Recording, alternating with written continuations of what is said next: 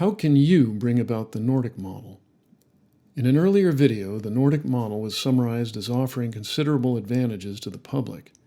For example, healthcare, elder care, child care, university, with mention that in recent decades many nations have been employing this model and have surpassed the U.S. by numerous measures of standards of living and quality of life. If one desires this model for the U.S., one can certainly contact one's representatives and express this, but one can also vote in a manner which moves society in this direction. How then should one vote? What should one listen for, given that candidates aren't advocating specifically for the Nordic model, and that it isn't presented as a ballot measure? Recall that the model reinvests in society largely through marginal tax rates, rates which apply to only that portion of income which is beyond a certain amount, for example, $5 million per year.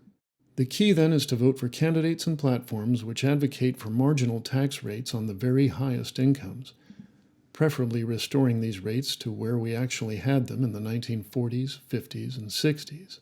Such voting may seem obvious, but the challenge is to focus one's vote on tax rates even as many attempt to distract with hot-button issues, identity politics, and government vilification. Let's now consider these distractions. In the U.S., hot buttons typically include, but aren't limited to, guns, religion, abortion, and immigration, and they're used to inflame one's convictions, one's principles. Identity politics, or demographic vilification, typically include, but aren't limited to, race, cultural background, sexuality, gender, age, poverty, and political party, or tribe, allegiance. And they're used to provoke indignation and judgment. Ever since the legal victories of the civil rights movement in the 1960s and abortion rights in the early 70s, these hot buttons and identity politics have been used ever more openly. Such tactics aim to turn us against one another instead of focusing on marginal tax rates and societal reinvestment. Interestingly, the erosion of marginal tax rates began in the same period as the legal victories of these movements. Government vilification is used to incite skepticism and resentment. It argues that government hurts society and cannot effectively help, suggesting that government's role should be minimized, perhaps even trimmed down to just military and courts. Many rich individuals would prefer this, failing to appreciate, but possibly accepting, that this would impoverish the masses, precluding a skilled workforce and eroding the consumer base. Societal reinvestment is vilified as redistributing hard-earned middle-class income to lazy people. This assertion is false in two ways. Firstly, the Nordic model comes not at much expense to the middle class, but primarily at the expense of corporations and the very highest incomes. Secondly, even without financial insecurity, people in such societies choose to work, whether for the additional income, or out of interest, or for social reasons. A common response to this latter observation is that it would never work here in the U.S.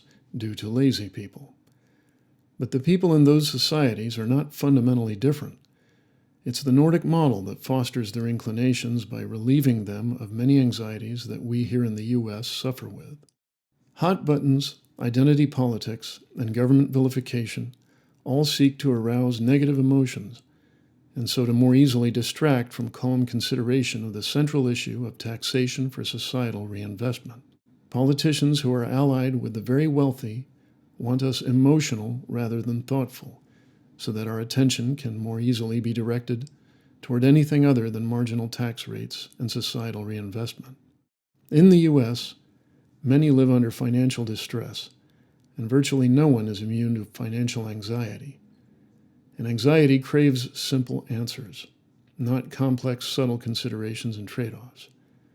And this is why we're all vulnerable to politicians' attempts to convert our anxiety into anger. To ward against this, vote for that which you want as opposed to voting against that which you dislike. Nordic model reinvestment results in everyone being middle class or wealthier, and thereby also alleviates crime and violence to everyone's benefit. By keeping one's eye on this prize, one can more easily focus on identifying and voting for candidates who will press for higher marginal tax rates. So when it's time to vote, be mindful that it's ultimately all about money. The money that has been and is being allowed to increasingly concentrate into very few hands.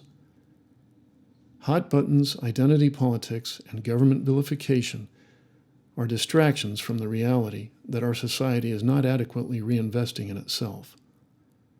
If the Nordic model sounds good to you, vote for those who will vote for higher marginal tax rates.